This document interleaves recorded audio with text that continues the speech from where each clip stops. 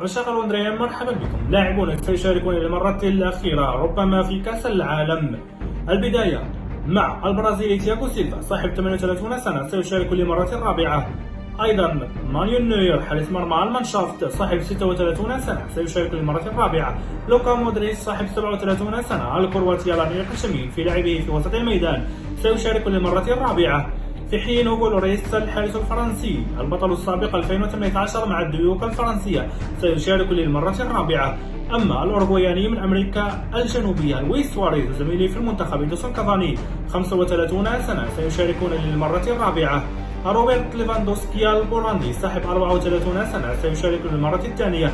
أما أسطورة كرة القدم ليونيل ميسي صاحب 35 سنة سيقود راقصي التانغو الأرجنتين للمرة الخامسة في المونديال منذ 2006 صاحب 6 أهداف في المونديال. ليونيل ميسي الباحث عن اللقب المفقود كأس العالم منذ عهد دياغو أرماندو مارادونا سيبحث عن التتويج بالذهب في مونديال قطر.